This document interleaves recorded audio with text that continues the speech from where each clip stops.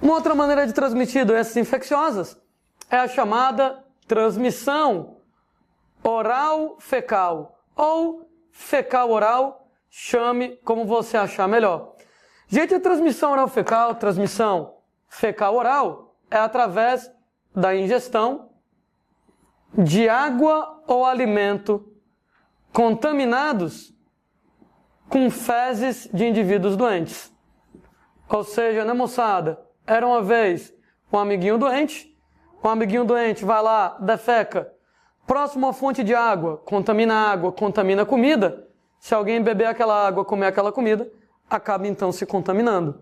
Gente, são doenças tipicamente encontradas em regiões pobres, onde as pessoas não têm acesso a saneamento básico, onde as pessoas não têm acesso lá à rede de esgoto, à água tratada, onde o cara tem que fazer lá as necessidades fisiológicas dele, próximo à fonte de água, um rio, um lago, e as pessoas têm que cozinhar com aquela mesma água, né, e acaba facilitando a contaminação por esse tipo de doença. Daí, a prevenção contra doenças de transmissão oral-fecal começa com o advento de saneamento básico.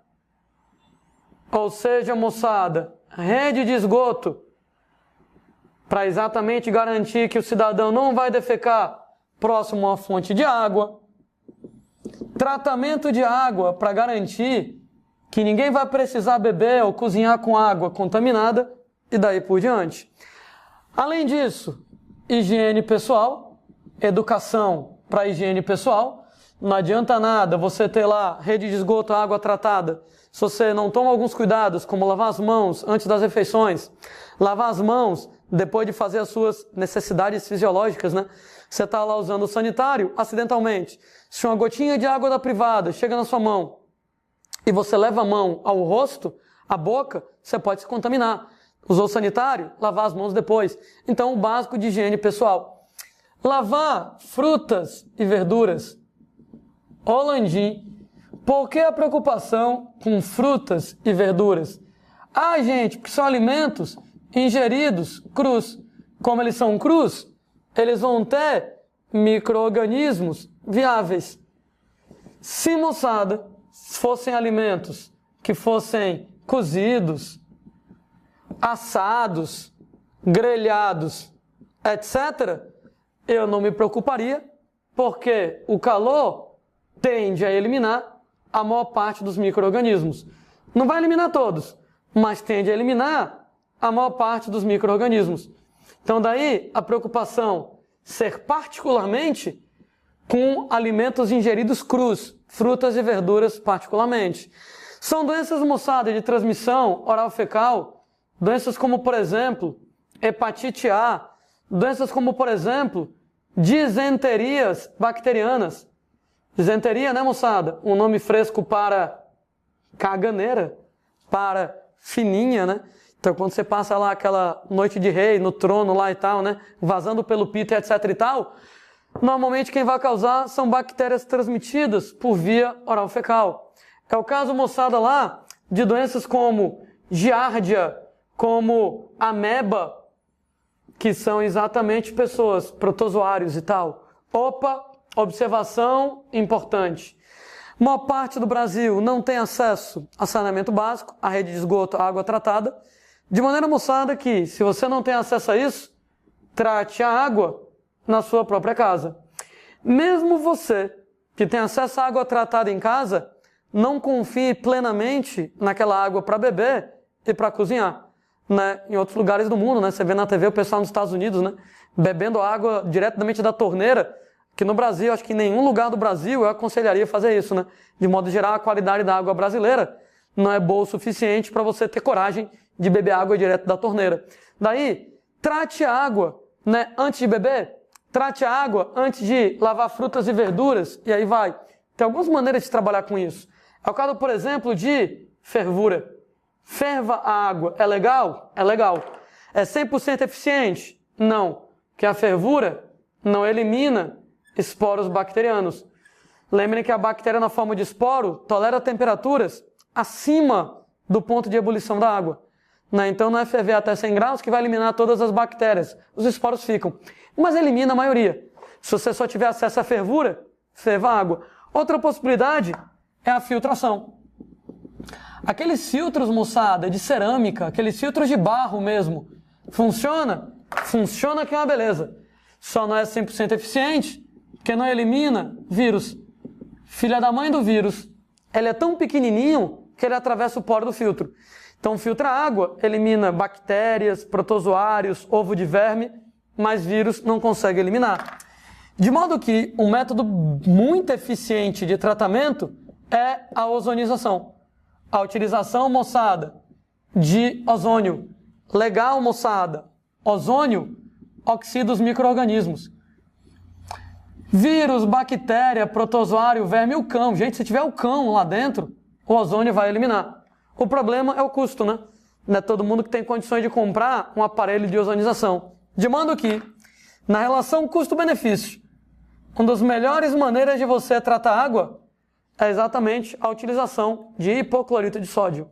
Eu lembro que hipoclorito de sódio é encontrado lá na água sanitária, é o princípio ativo da água sanitária, e, moçada, o hipoclorito de sódio oxida micro-organismos com a vantagem de ser de baixo custo, né? Então a gente tem lá vários agentes de promoção de saúde, né, do poder público, a prefeitura, né, do estado, que às vezes vão visitar comunidades mais carentes para dar dicas de promoção de saúde. Uma das mais importantes, como lidar com a água. Tá lá a água, não está apropriada lá para você beber, você não tem segurança que ela está apropriada para beber, coloque hipoclorito de sódio, coloque umas gotinhas de água sanitária. Gente, aquilo ali mata vírus, bactéria, protozoário ou de verme, o cão, volta a dizer, o que tiver lá dentro vai ser eliminado a um custo bem baixo, a um custo realmente bem baixo. Ô Landim, mas a água não vai ficar com gosto de água sanitária? Vai não, são apenas algumas poucas gotinhas de água sanitária para um bocadão de água para você consumir. Não altera o gosto da água de modo significativo. Inclusive, não sei se alguém já viu na seção de frutas e verduras de um supermercado, que às vezes a moçada vende uns tubinhos de hipoclorito de sódio para poder tratar frutas e verduras. É o mesmo da água sanitária. Você não precisa comprar aquilo se você não quiser. Pode usar o mesmo da água sanitária, né? Então pegou frutas, especialmente as que são comidas com casca, tipo uma maçã, lava com água e sabão, coloca uma baciazinha com água, algumas gotinhas de água sanitária e deixa um tempinho. Elimina todos os micro-organismos e aquilo ali vai ficar apropriado para você consumir de modo super seguro. Uma outra observação que eu queria colocar para vocês é que moscas e baratas, eles são vetores mecânicos de doenças de transmissão oral-fecal. Falei sobre isso agora há pouco com vocês, né? A mosca, a barata, ela não é obrigatório na transmissão da doença, mas que ela ajuda, né? Ela funciona como uma ponte entre o cocô de alguém contaminado e o prato de comida de outro alguém. Estava comentando que o cara vai lá, faz o cocôzinho, né? A mosca pousa no cocôzinho, o vírus da hepatite A gruda na patinha da mosquinha, ela pousa no prato de alguém e deixa o vírus lá. Quando você come naquele prato, você se contamina, né? Tá lá no cocô de alguém com ovo de lombriga, aí lá vai a baratinha, passeia no cocô, o ovinho de lombriga fica na patinha da baratinha, quando passa lá no prato de comida de alguém, deixa lá. Se você comer naquele prato, você se contamina.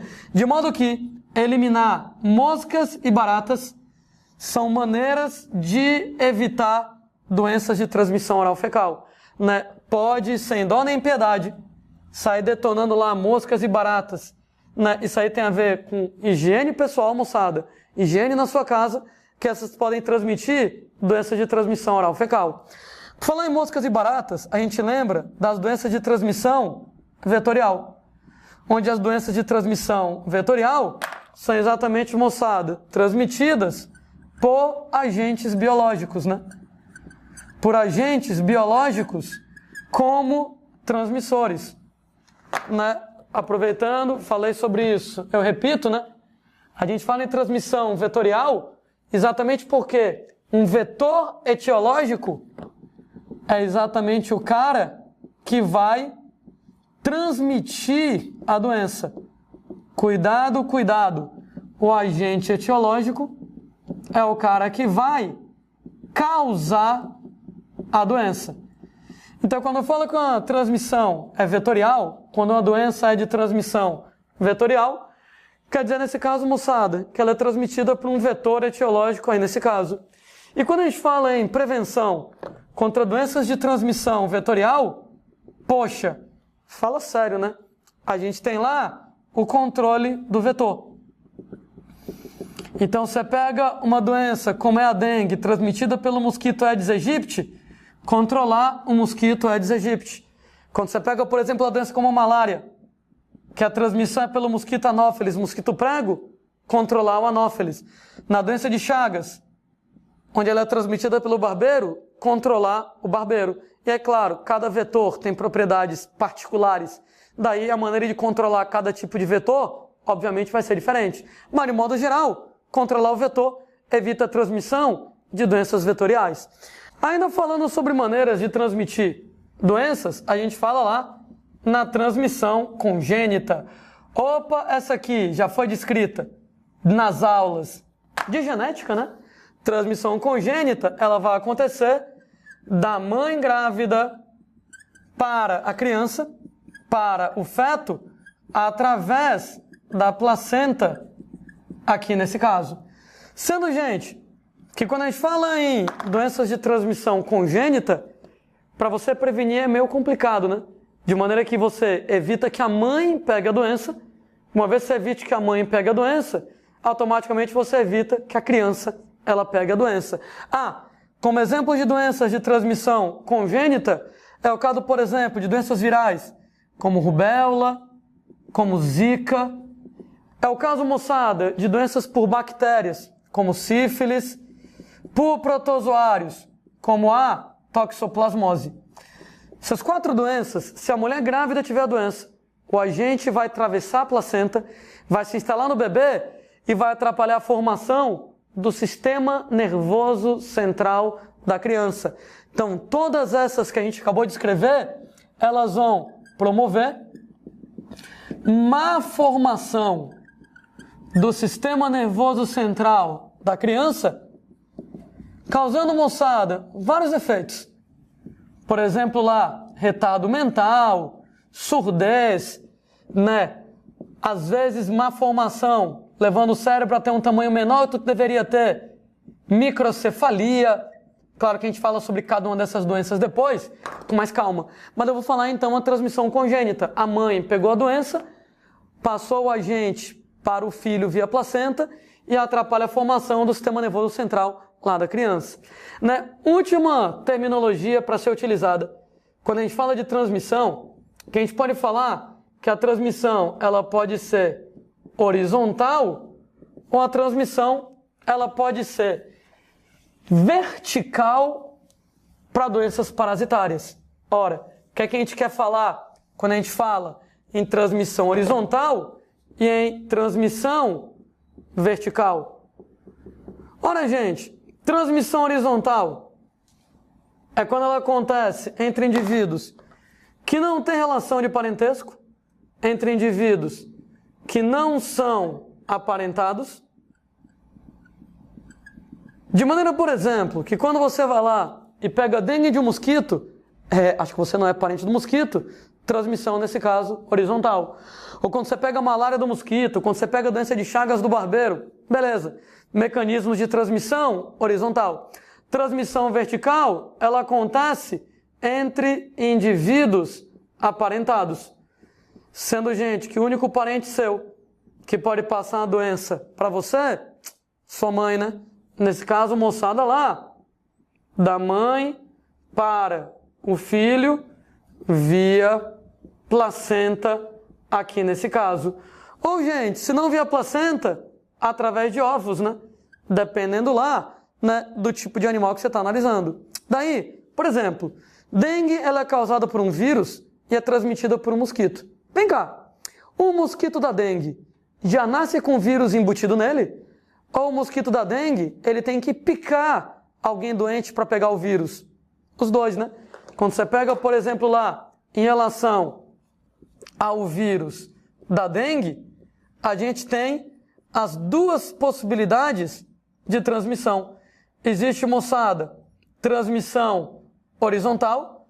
Nessa transmissão horizontal do mosquito para o homem, e vice-versa, do homem para o mosquito. Então, eu estou com dengue, o mosquito da dengue me pica. No que o mosquito da dengue me pica, ele pega o vírus. Então, em relação ao vírus da dengue, as duas possibilidades de transmissão, você pode ter lá transmissão horizontal do mosquito para o homem e vice-versa, e transmissão vertical da mãe mosquito para os mosquitos filhos, para os ovos de mosquito. Ou seja, nesse caso, moçada, se a mãe do mosquito da dengue tiver com vírus, já passa o vírus para o ovo e o filhote já nasce com o vírus embutido nele. Então, no caso lá da dengue, pode haver transmissão horizontal, o mosquito pica o homem, passa o vírus, ou então o mosquito pica o homem doente, passa o vírus para o mosquito. E transmissão vertical. A mãe do mosquito da dengue tem lá o vírus, passa para o ovo, ele já nasce com o vírus dentro dele. Transmissão vertical entre indivíduos aparentados da mãe para o filho, né? Deixa eu não colocar aqui feto não, né? Porque feto tem lá relação com placenta. Pronto. Da mãe para o filho, através da placenta, através dos óvulos. Aproveito para utilizar dois termos muito importantes aqui na nossa conversa, né? Você tem lá prevenção e terapêutica. O termo, moçada, prevenção, profilaxia, evitar que você contraia uma determinada doença. Profilaxia é um nome fresco para prevenção. E terapêutica é o tratamento. Tratamento ou terapêutica. Daí, nas questões, se alguém perguntar como é que a gente faz profilaxia, prevenção, como é que evita a doença? Terapêutica, tratamento, como é que você trata a doença? Claro que prevenção sempre é mais bacana, né? Prevenir é melhor do que remediar. Né? Além de você evitar que a pessoa sofra com os sintomas da doença, né? Além de você evitar que a pessoa tenha que ir atrás de um tratamento, existem doenças para as quais não há tratamento.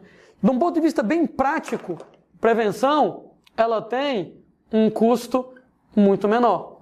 Para cada unidade monetária, real, dólar, investida em prevenção, você economiza uma média de 3 a 5 unidades monetárias, real, dólar, em tratamento. Ou seja, você fazer saneamento básico é tão importante quanto construir hospital. Talvez, moçada, até mais.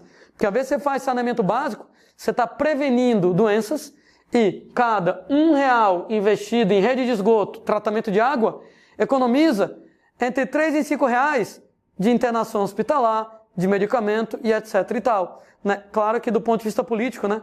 Inaugurar um hospital dá muito mais votos para o político, né? Do que, por exemplo, lá fazer rede de esgoto, né? Fazer, de repente, lá sistemas de tratamento de água. Mas não apenas em termos de eficiência, como em termos de custo. Prevenção é bem mais interessante, melhor prevenir do que remediar. E prevenir é bem mais barato do que remediar.